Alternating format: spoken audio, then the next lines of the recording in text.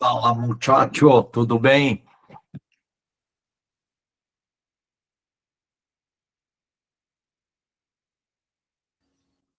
Bom dia.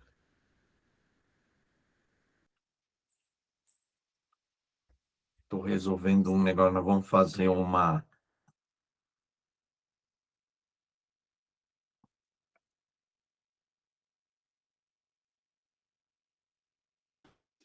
doação Hum, hoje de arroz, feijão, então.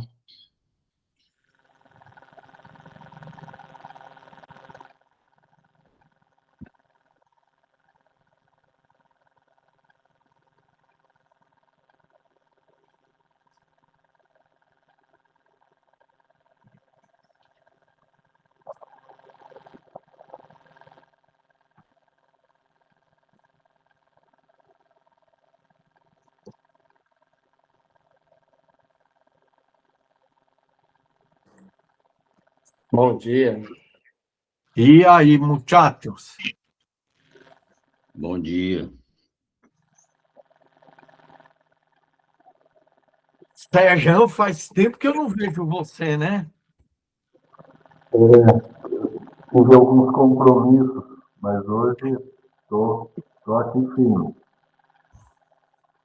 A careca tá até brilhando, hein? É, Ou é uma auréola aí? não, está brilhando mesmo. Só falta uma auréola e um par de asas aí, você vira um anjo, né? Olha o Davis, esse cabelão, Davis. Que é? Parece de roqueiro, esses caras assim, meio doidão.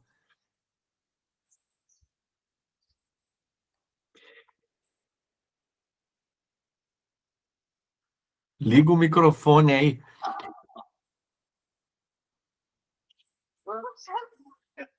Em Davis.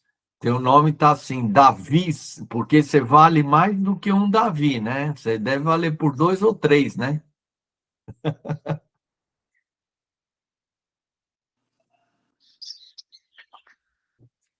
Bom dia, turma. Fala, Bom dia. Diomar. Estamos Ô, aí. Diomar, você aposentou de vez, está fazendo nada. Mais ou menos isso. O nada é um pouco muito para mim. Virou o Kojak, já que você está assim, já que não sei o que faz isso. É isso aí. Boa, boa, boa definição. Mas estamos aí, na graça do Senhor. Você pode orar, Diomar? Aproveitar e orar e a gente vai começar. Ó, sim. Paizinho, graça te damos pela oportunidade de estarmos juntos, né? Pela graça que o Senhor tem sido renovada a cada manhã sobre cada um de nós. Nos dê um tempo precioso de edificação, de compartilhar as coisas que o Senhor tem formado em cada um. Muito obrigado por isso, em nome de Jesus. Amém. Amém. Hermanos, eu vou meio que repetir uma parte do estudo, porque é a parte mais importante. E eu acrescentei algumas coisas, então eu vou fazer uma repetição, mas e vou fazer no final um resumo bem geral do resto dos slides, para vocês terem uma ideia do estudo, ok?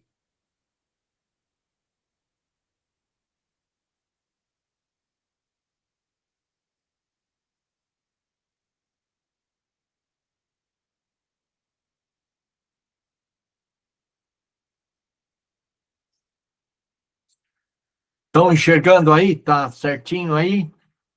Porque Ok. às vezes não. Bom, o leão e o cordeiro na cultura moderna. Na cultura moderna, que é herdeira do pensamento grego-romano, o leão, a imagem que a gente tem é de força, poder, conquista, dominação, vitória, liderança forte, sucesso, né? Então, por isso que a imagem do leão é a imagem preferida dos cristãos hoje na igreja. Cordeiro é símbolo de fraqueza, passividade, submissão, ser vulnerável, ausência de força ou poder. Então, se eu disser para você, você é um leão, então aquela coisa da força, da vitória, da dominação, conquista, sucesso. Se eu falar para você, você é um cordeiro, aí aquela ideia de coitado, de fraco, de sem força, mais ou menos é isso que fica na nossa cabeça, porque nós, apesar de sermos cristãos, ainda temos uma imagem, né, do leão como força, poder, conquista, e do cordeiro como fraqueza, passividade, né?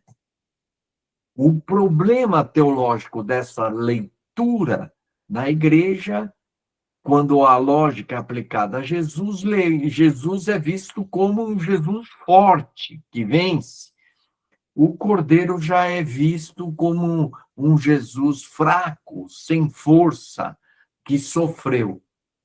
Mas Apocalipse, ele vai mostrar o cordeiro de uma maneira que vai contra essa cultura moderna, esse pensamento, né, do cordeiro e do leão de maneira diferente. Vai mostrar que o leão vence porque é cordeiro, e vai mostrar que o cordeiro reina com todo o poder. Então, a correção bíblica necessária é que o erro bíblico moderno é exaltar o leão e interpretar o cordeiro como fraqueza. Então, vamos ver como que o leão é visto como cordeiro Apocalipse, o que eu mostrei. Apocalipse 5, versículos 5 e 6, João ouve: eis o leão da tribo de Judá, raiz de Davi, venceu. Então, uma visão de um leão, né, que venceu, né?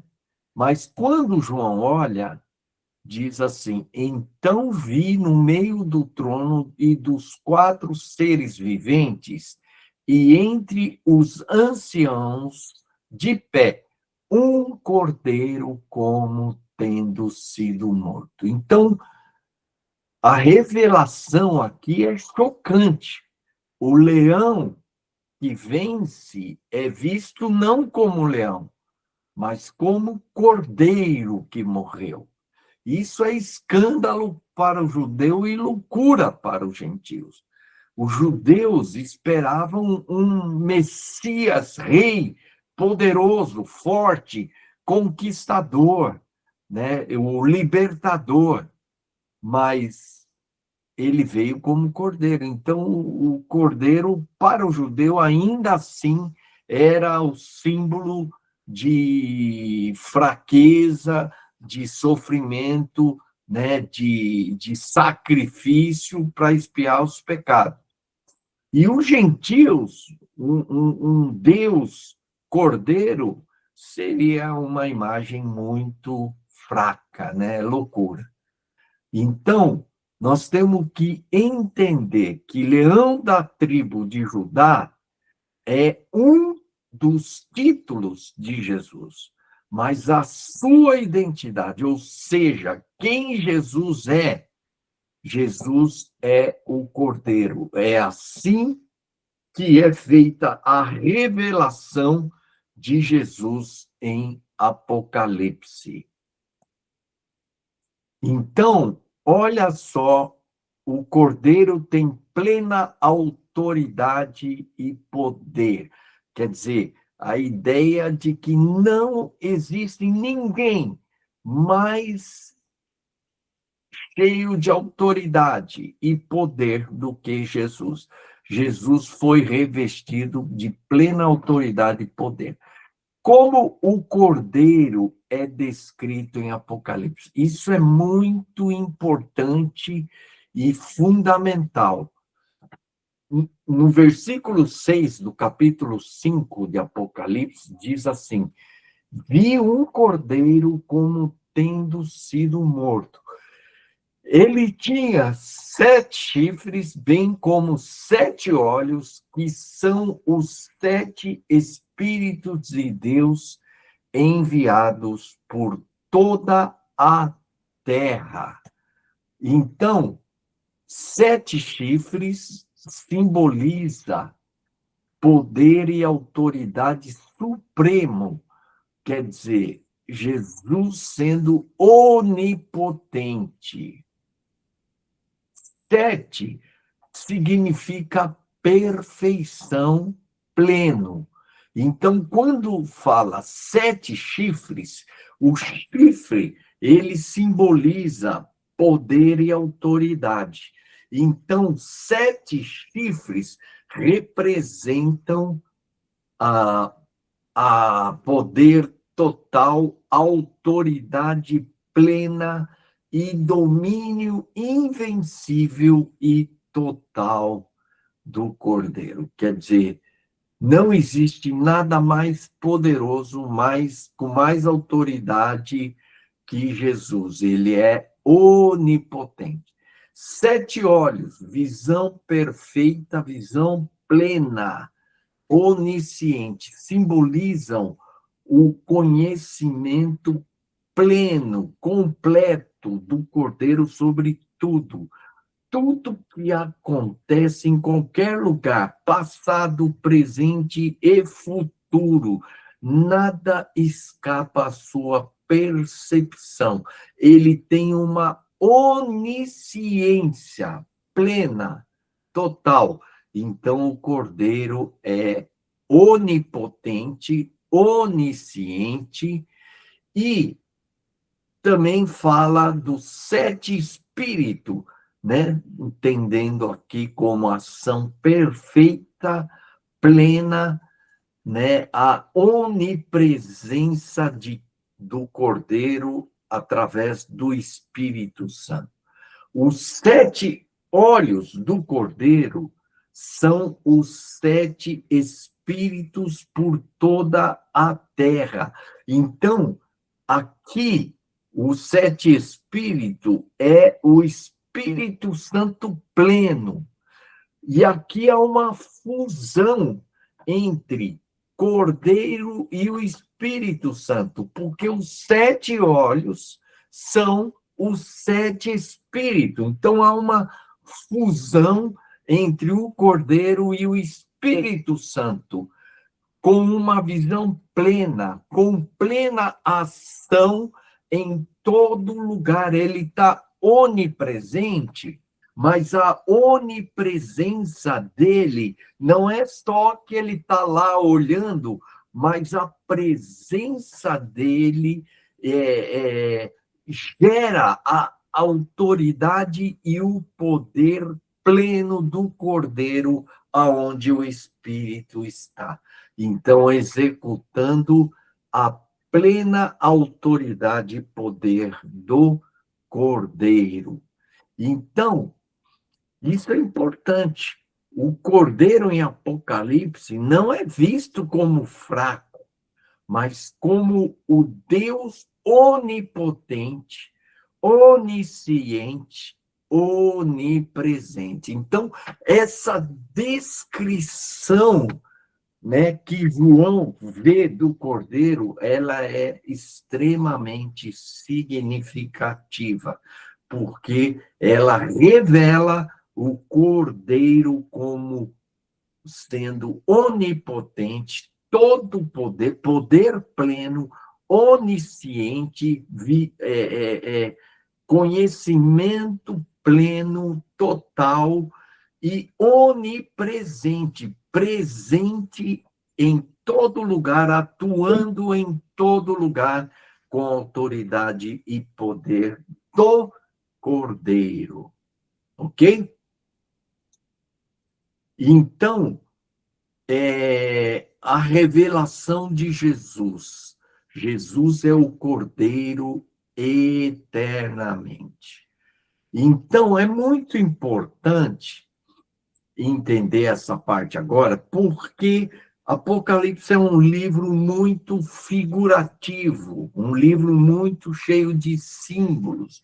E a ideia é que Jesus, como Cordeiro, é uma figura, é um símbolo apenas, e muitas vezes alguns pensam como algo temporário.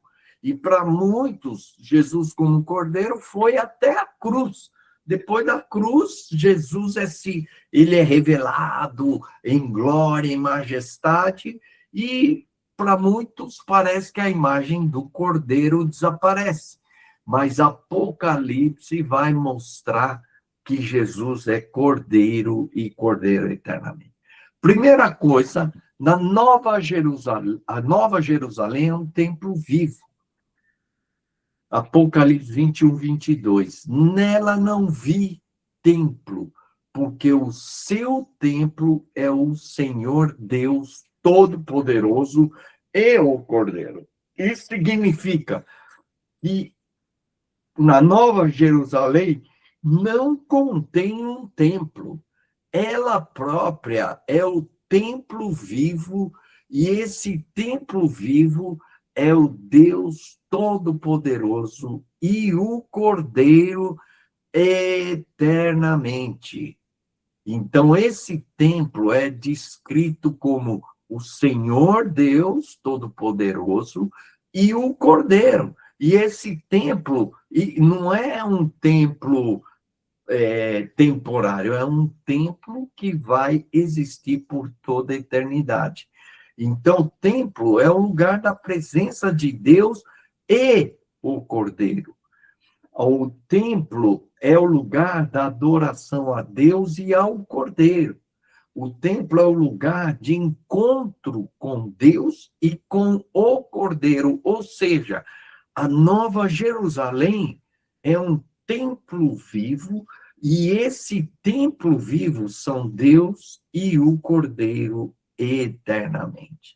Então, isso confirma, traz a ideia de que Cordeiro não é simplesmente um símbolo ou uma figura de Jesus temporária, mas Jesus é o Cordeiro eternamente. A Nova Jerusalém é iluminada por Deus e pelo Cordeiro. Diz em Apocalipse 21, 23, que é o penúltimo capítulo de Apocalipse. A glória de Deus a ilumina e a sua lâmpada é o Cordeiro. Então, aqui temos duas afirmações. A luz é a glória de Deus.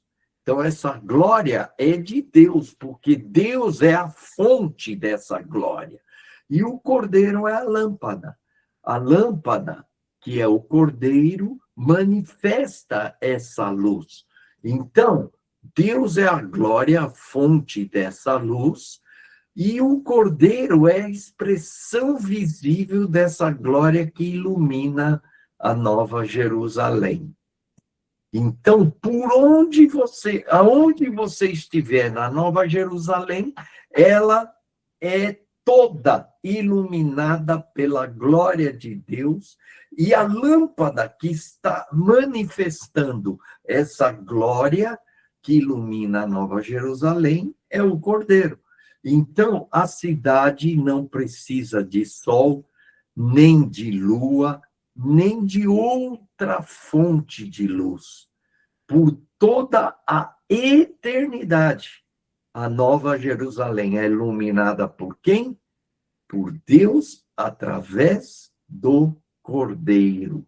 Isso confirma que Jesus é o Cordeiro eternamente, porque o Cordeiro é a lâmpada que manifesta a luz da glória de Deus. Deus e o Cordeiro no trono e o rio da água viva. Apocalipse 22, que é o último capítulo, diz o seguinte: Mostrou-me o rio da água da vida, claro como cristal, que saía do trono de Deus e do Cordeiro.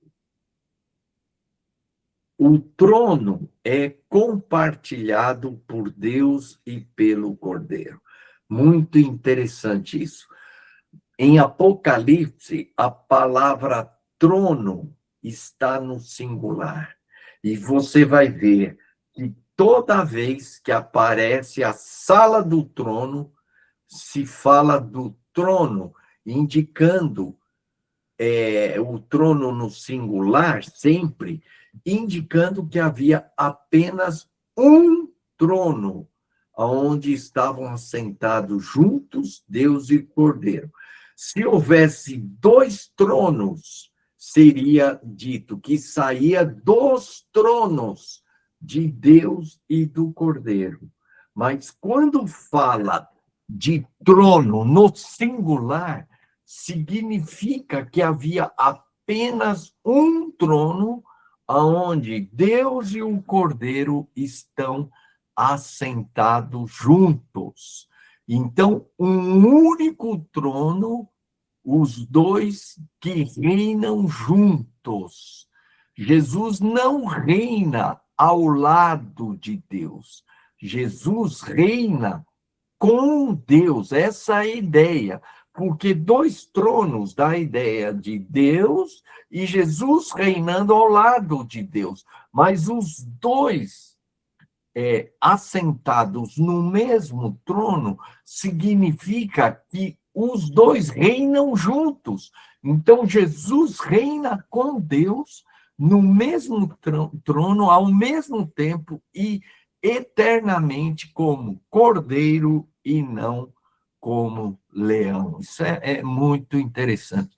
Mostra a unidade perfeita entre Deus e o Cordeiro no governo eterno. E aí, o rio da vida, da água da vida, ele flui do trono. É a vida do próprio Deus fluindo eternamente. O trono é a fonte da vida. Deus e o Cordeiro são fonte de toda a vida eternamente. Então, é um rio que vai fluir por toda a eternidade, né, do trono de Deus e do Cordeiro. Então, isso confirma que Jesus é o Cordeiro eternamente. E aí as bodas do Cordeiro. Apocalipse 19 diz assim: regozijemo-nos, exultemos e demos-lhe a glória, porque chegaram as bodas do Cordeiro, cuja esposa a si mesmo já se ataviou. Muito interessante, porque a gente fala, né, do noivo, Jesus, e da noiva, que é a igreja. E a gente fala das bodas, né, de Jesus se casando com a igreja. Então, o noivo é Jesus. Mas só que em Apocalipse não fala que o noivo é Jesus. Fala que o noivo é o Cordeiro. Por quê? Porque as bodas são as bodas de quem? Do Cordeiro. 19:9 diz assim: então me falou o anjo, escreve, bem-aventurados aqueles que são chamada a ceia das bodas do Cordeiro. Então, o casamento de Jesus com a igreja é descrito em Apocalipse como as bodas do Cordeiro. E Apocalipse 21:9 diz assim: veio um dos 7 anjos que tinham as 7 taças cheias dos últimos 7 flagelos e falou comigo: vem, mostrar-te-ei a noiva. Quem que é a noiva? A esposa do Cordeiro. Irmãos, isso é também muito importante, muito significativo, né? A igreja, que é a noiva, está se unindo com o noivo, que é o Cordeiro. Então, qual que é o significado de bodas do Cordeiro? Significa a união perfeita, definitiva e eterna entre a igreja e o Cordeiro. É um relacionamento fundamentado no amor sacrificial que define a identidade eterna de Jesus como Cordeiro. A igreja é chamada de esposa do Cordeiro, revelando que a identidade eterna de Jesus como Cordeiro. As bodas de Apocalipse se refere sempre ao Cordeiro, nunca do leão. O momento de maior glória da história celebra o quê? O noivo Cristo como Cordeiro. Então, a revelação fundamental em Apocalipse é Jesus como Cordeiro eternamente. Então, o Cordeiro não é apenas um símbolo ou uma figura de Cordeiro. Deus escolheu o Cordeiro como a identidade de Jesus. Sempre que se olha no trono, o que se vê não é de alguém semelhante a um homem ou um tipo de Deus, mas se vê um Cordeiro. O céu adora Jesus como Cordeiro, não como leão. O Cordeiro tem a ver com o caráter, tem a ver com a essência de Jesus e a forma como ele reina eternamente. O Cordeiro possui 7 chifres, 7 olhos, que são os 7 espíritos, falando que ele é onipotente, onipresente, onisciente. Exerce ira santa, é justiça e amor em ação. Governa soberanamente no trono. Ele é a lâmpada, o templo e a fonte de toda a vida eternamente. Então, entre todas as formas possíveis de revelação, Deus poderia revelar, né, e descrever lá em Apocalipse Jesus como um homem, como um leão, como uma figura, né, assim, de força, de majestade, alguma coisa. Deus poderia escolher várias formas para revelar Jesus, mas Deus escolheu o Cordeiro como a revelação da identidade eterna de Jesus. Isso é extremamente significativo, gente. Jesus é o Cordeiro eternamente. Deus escolheu o Cordeiro como a revelação da identidade de Cristo, ok? Então, ser semelhante, ter o caráter, imitar a Cristo. Então, 3 perguntas. O que é ser semelhante a Jesus? O que é ter o caráter de Jesus? O que é imitar a Cristo? Então, a gente fala muito em discipulado, né, de ter a maturidade, né, ser semelhante a Jesus, o caráter de Cristo, de imitar a Cristo. E quando a gente fala isso, o pessoal mostra uma lista assim de 10 itens, né? Amor, humildade, paciência, obediência, santidade. Então, faz uma lista tão grande que a gente se perde no meio dessa lista tão grande. Eu vou mostrar rapidamente aqui, essa lista aqui, né? Olha a lista, né? Do que é ser semelhante ou ter o caráter de Cristo, né? E aí, imitar a Cristo também vem uma outra lista, né? E aí, o que acontece? Por que a gente não consegue desenvolver? É tanta coisa que acaba diluindo, e a gente não consegue imitar ou ter a imagem do caráter. Então, o que falta? Falta essa revelação de Jesus como Cordeiro. Porque se queremos ser semelhantes a Cristo, temos que ser semelhantes a quem? Ao Cordeiro. Ter o caráter de Cristo é ter o caráter do Cordeiro. Imitar a Cristo é imitar o Cordeiro. Então, Jesus viveu na terra como Cordeiro, morreu como Cordeiro, ressuscitou como Cordeiro e continuou como Cordeiro e vai viver eternamente como Cordeiro. Então, ser semelhante a Cristo, ter o caráter de Cristo, imitar a Cristo, é desenvolver essa essência do Cordeiro em nós, ok? A essência do Cordeiro, então, é a humildade. E por que eu posso dizer que a essência do Cordeiro é a humildade?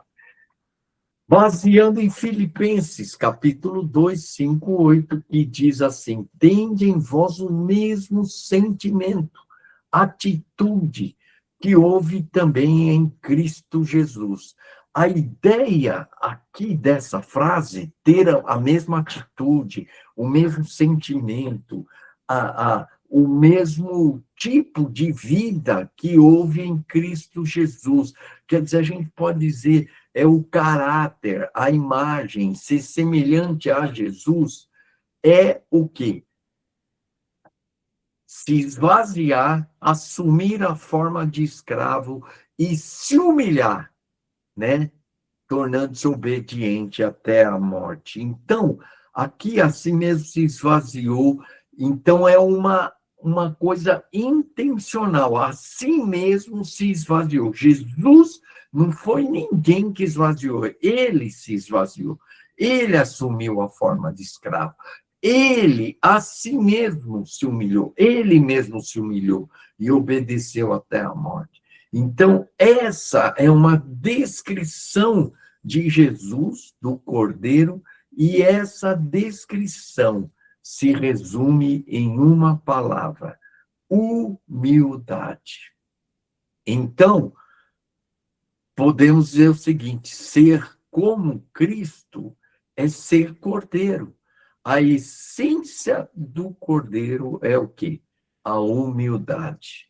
Isso significa que ser semelhante a Cristo é ser Cordeiro, cuja essência é humildade.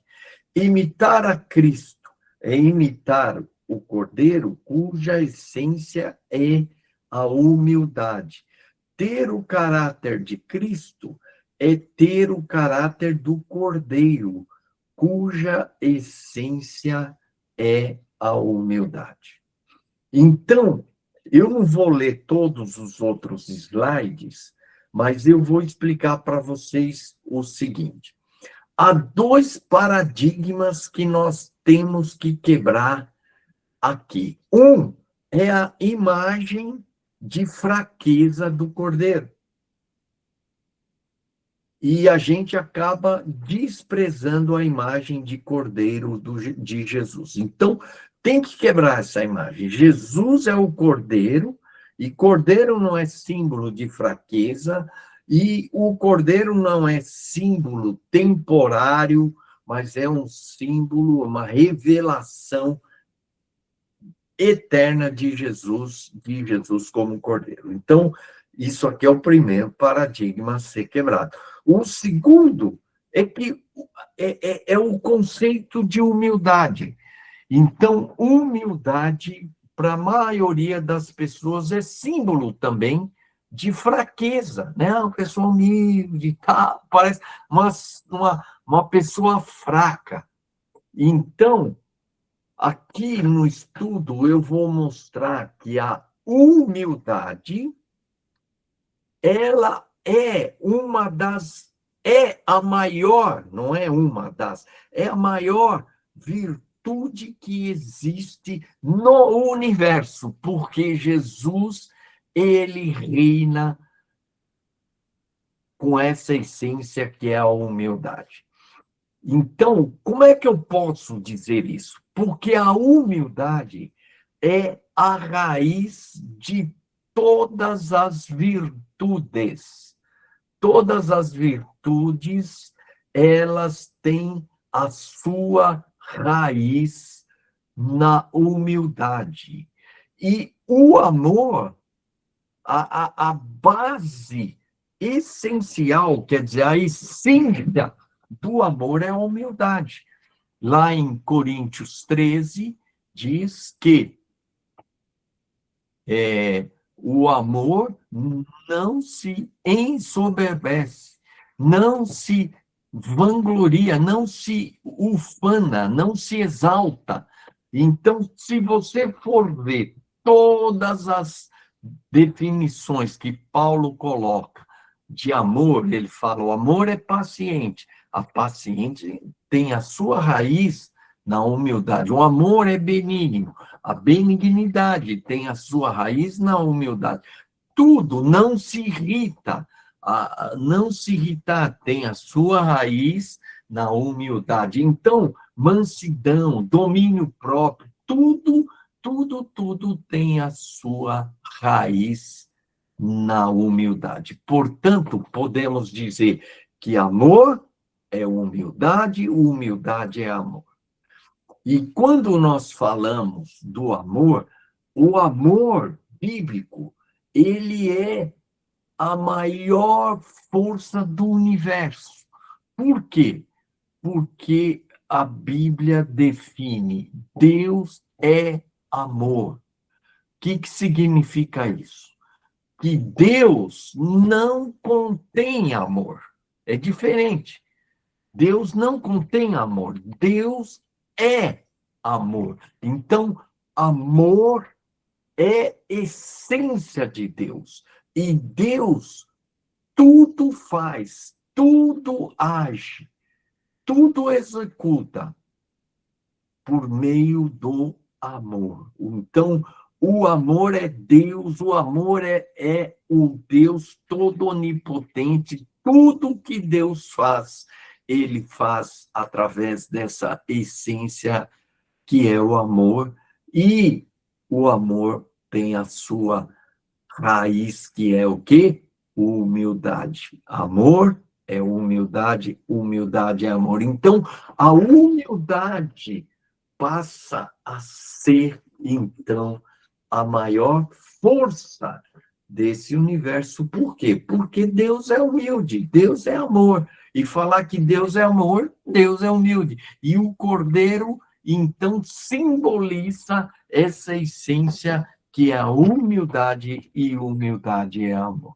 Então, isso é muito importante enxergar. Humildade não é fraqueza, humildade é poder, né? É a raiz de todas as virtudes, é a essência do amor, é amor. Então, nós temos que quebrar esse conceito de humildade como sendo fraqueza.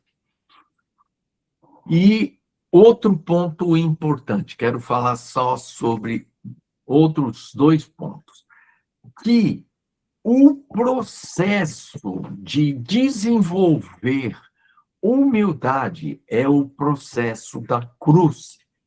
Então, quando Jesus diz lá em Mateus, de 23 a 25, ele fala, vocês querem me seguir?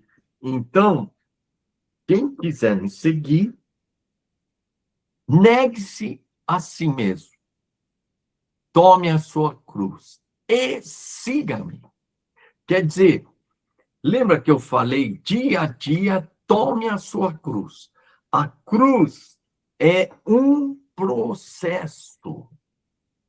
Então, um dos maiores problemas que nós temos na igreja e nas nossas vidas, por que a gente não muda?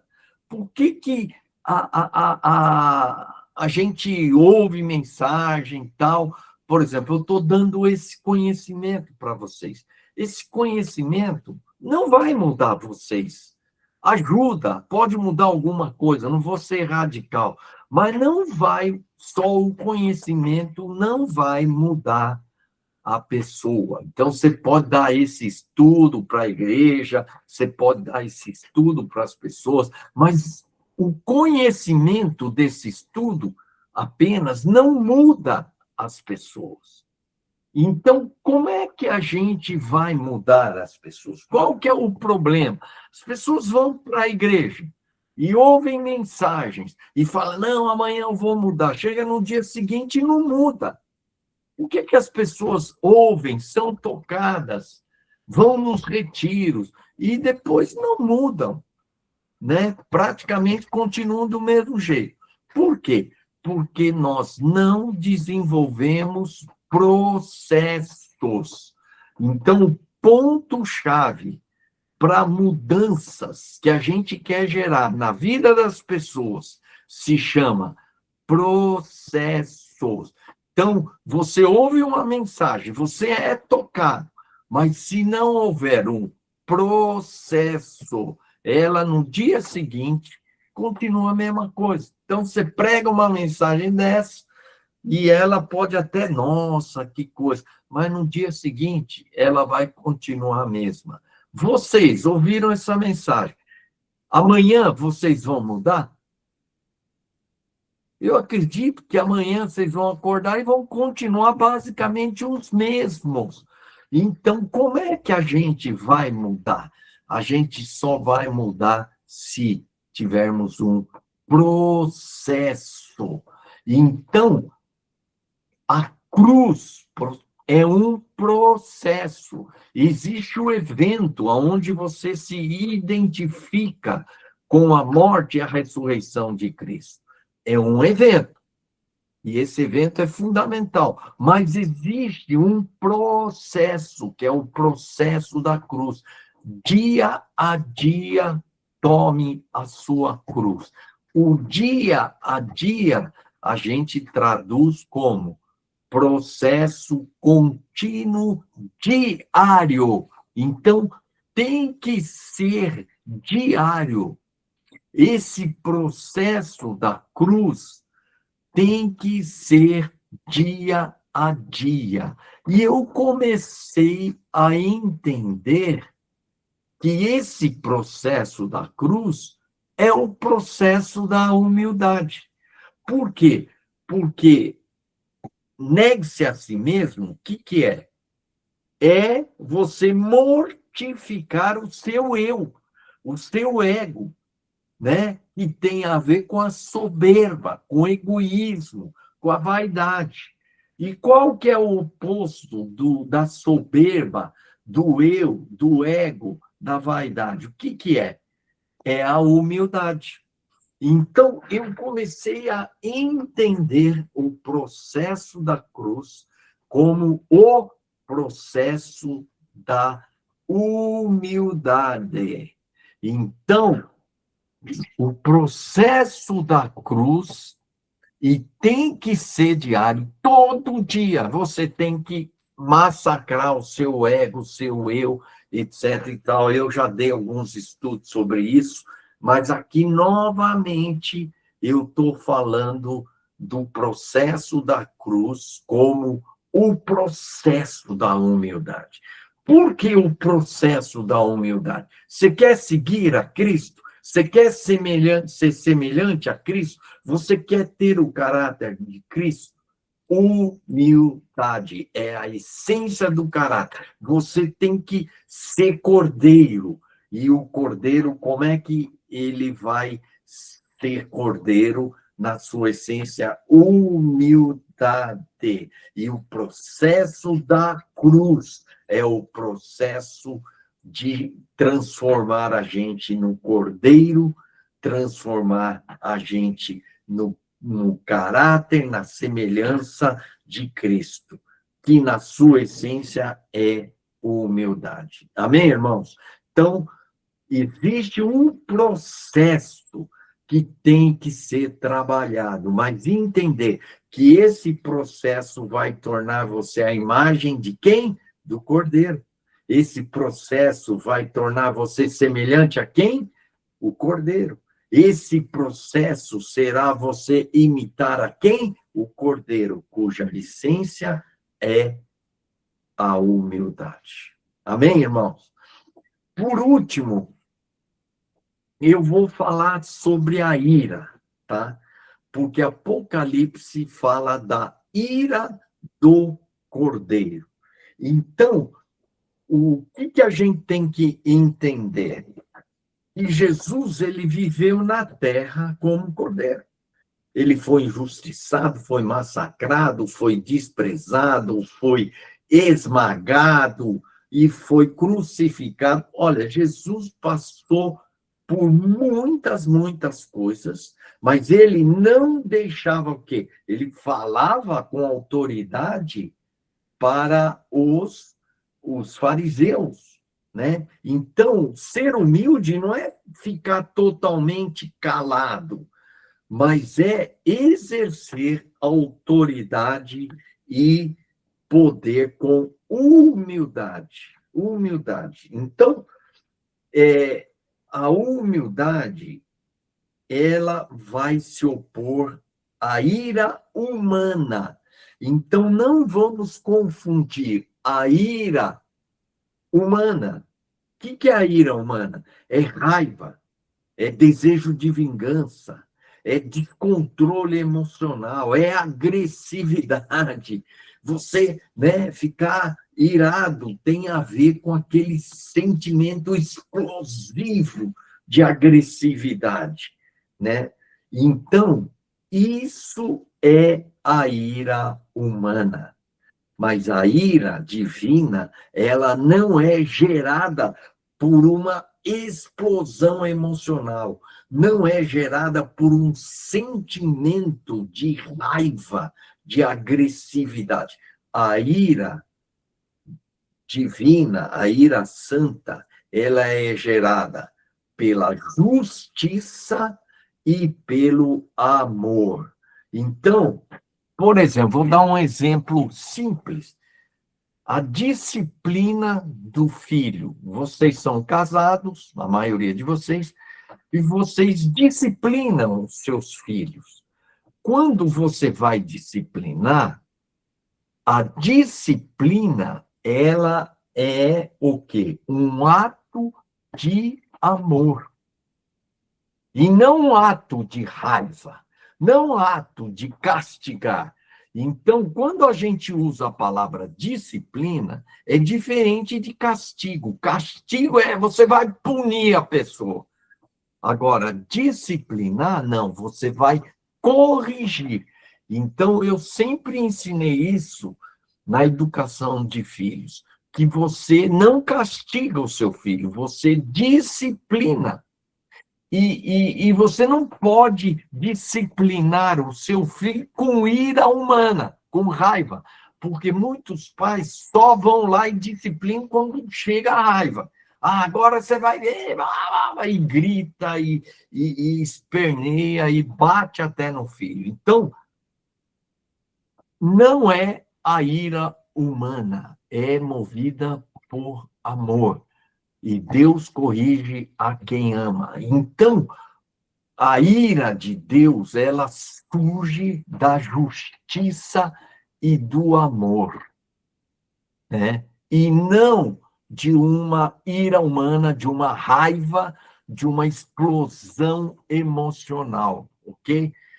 E aí as pessoas falam assim, mas e Jesus no templo? Ele explodiu, né? Ele não explodiu. Então, quando você vai lá em João, você vai ler a expulsão dos mercadores lá do templo. Primeira coisa, quando Jesus chegou lá e viu aqueles mercadores, né, a gente tem que entender o contexto do que estava acontecendo lá. Aqueles mercadores estavam explorando os pobres, estavam explorando as pessoas, vendendo, né, com ganância por um preço alto, e explorando aqueles que viajavam e não tinham condições.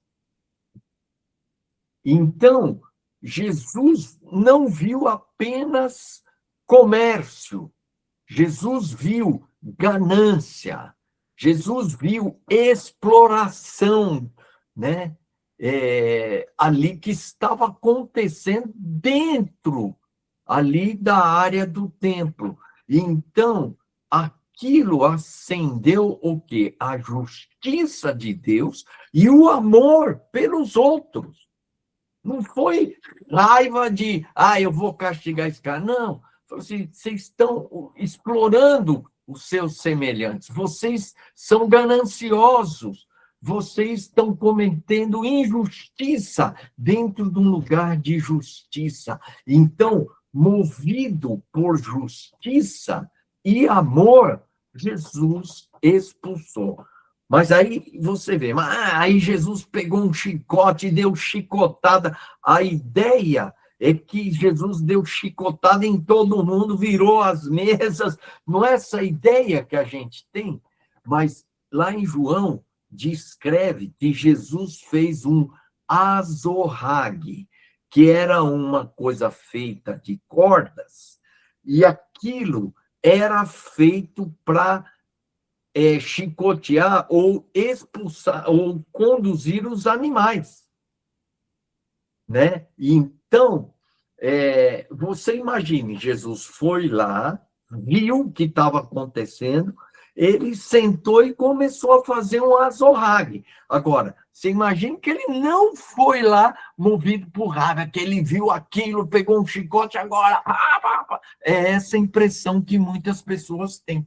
Mas ele sentou, teve um tempo para fazer o azorrague. O que isso significa? Que ele estava calmo, ele não estava explosivo, não estava aquilo que surgiu dentro dele, não foi algo gerado de uma ira humana, mas foi uma ira santa gerado por justiça e amor, e esse amor é humildade. Amém, irmãos? Então, é muito importante fazer essa distinção que a ira humana é uma ira que é gerada pela justiça humana, a raiva, a explosão emocional. A ira divina é uma ira que é gerada por justiça, amor e, podemos dizer, humildade, porque amor é humildade. Então, é uma ira santa, pura, não é algo explosivo vindo de uma emoção descontrolada. Então, quando Deus exerce a ira do Cordeiro sobre as nações, não é Deus com raiva, com descontrole, explodindo e falando, agora vocês vão, né, jogando raios e mandando terremoto, fogo. Não é um Deus irado segundo a ira humana. É uma ira santa, pura, que é gerado pela justiça e amor e humildade. Irmãos, esse é o estudo, então. Alguém quer fazer alguma pergunta? Quer fazer algum comentário? Pode fazer agora Não longo, hein, gente? Não é para pregar em cima da pregação.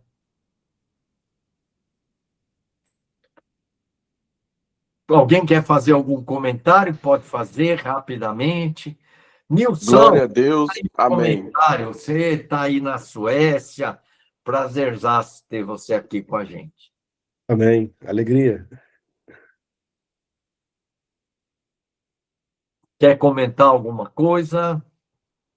É precioso, né? A gente ser relembrado pelo Espírito Santo através de ti, nosso querido irmão Massal, e entendermos que realmente, quando você falou Deus é humilde, eu acredito nisso de todo o meu coração, porque para incluir a mim na sua obra, ele tem que ser muito humilde, porque quem sou eu para poder... Eu não posso curar ninguém, não posso transformar ninguém, não posso fazer nada, mas Deus tem esse amor, né? Ele se dobrou e veio até nós, né? Eu também, isso me abençoa muito, porque é um Deus que se manifesta em amor, mas com muita humildade. Assim, me identificou também com essa palavra que você colocou, e sempre lembro que Jesus fala, né? Aprendei de mim que sou manso e humilde de coração para encontrar descanso para nossas almas, né? A gente está agitado, soberbo, nervoso, aí Jesus fica manso, aprende de mim a ser humilde. Eu recebo essa palavra e quero que o Espírito Santo desenvolva, faça crescer na minha vida, né? Esse caráter de Cristo, que eu possa levar meus irmãos também a serem humildes, como Jesus, como o Cordeiro de Deus, né? Amém. E essa palavra, humilde, manso, de coração, essa palavra de coração pode ser traduzida com a ideia de a minha essência, aquilo que está no fundo do meu coração, é mansidão e humildade. E a mansidão é o fruto visível da humildade, ela anda junto. Então, um sinal claro de que Jesus é humilde é a mansidão. E ele foi manso mesmo, né? Legal, Nilson. Gilmar, quer falar alguma coisa, Gilmar?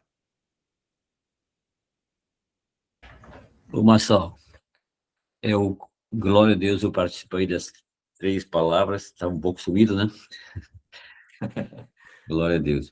Mas fui muito edificado, e aquilo que te falei, né? Esse detalhe, né? Que não é um detalhe, mas dessa identidade que passa despercebido pelo cristão moderno aí, foi muito bem trazido por você. Glória a Deus. Amém. Amém. Davis, quer falar alguma coisa?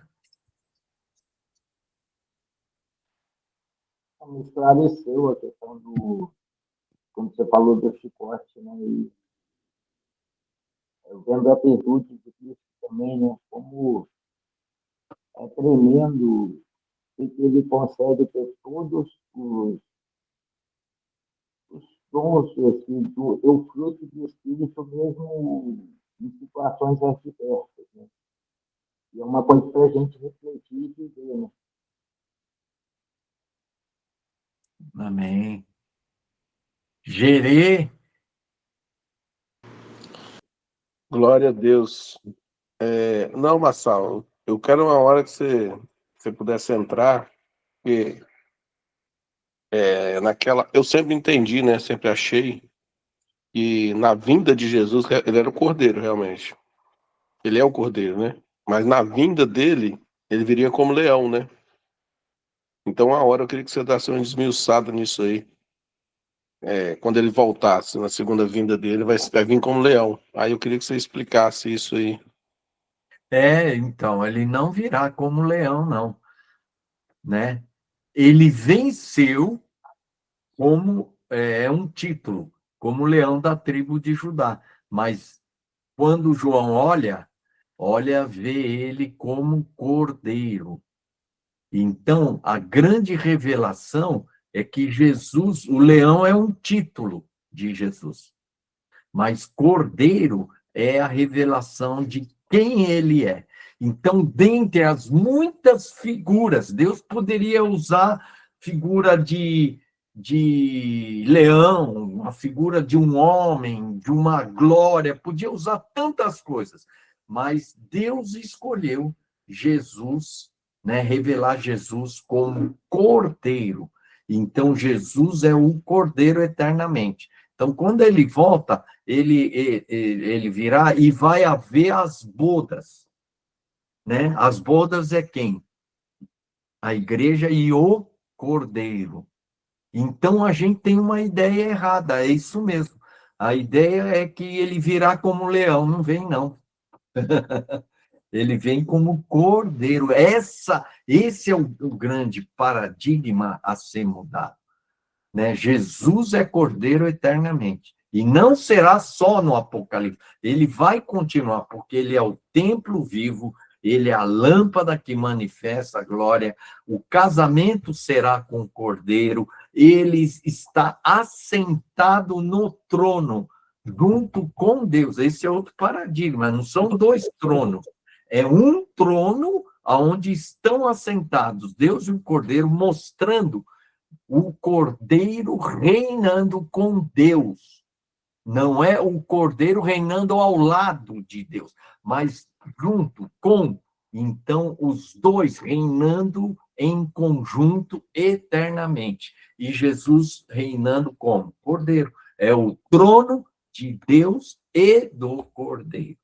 Então, é muito Eu forte. sempre pensava, assim, realmente, eu achei magnífico a gente viver como cordeiro, realmente isso aí está certíssimo. É claro, né, que a gente precisa entender esse espírito do cordeiro, mas eu achava que quando ele viria,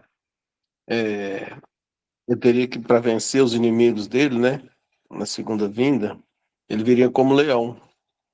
Mas a gente começa a entender, né, realmente vencer esses conceitos errados que a gente tem.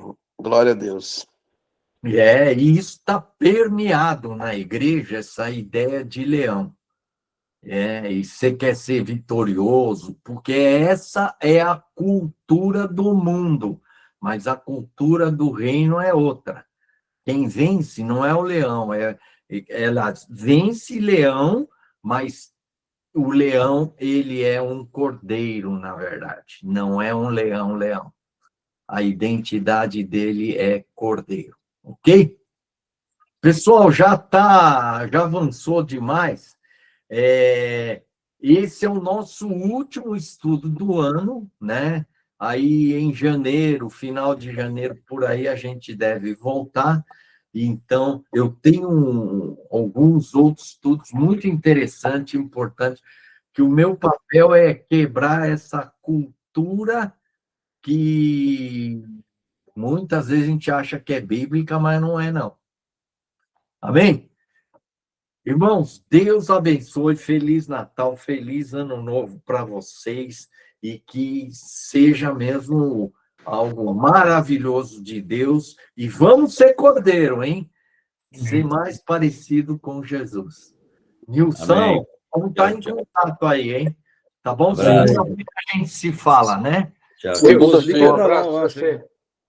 Osli quer falar, meu Sal. Tá bom, Deus abençoe vocês. Até o ano que vem, né? Toma, Sal. Osli quer falar.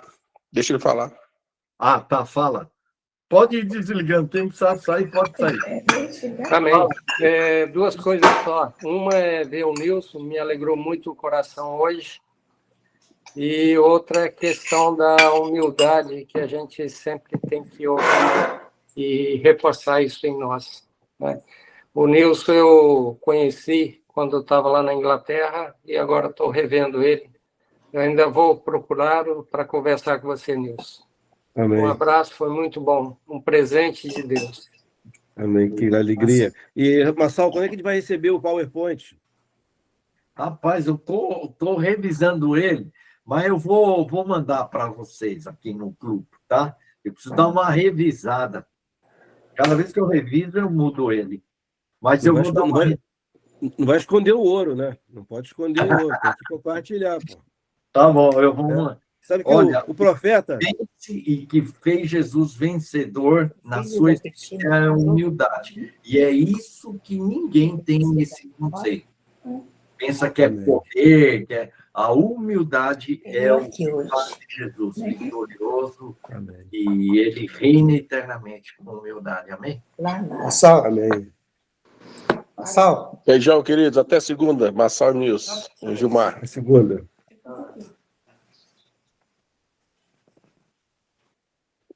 lá na Pará.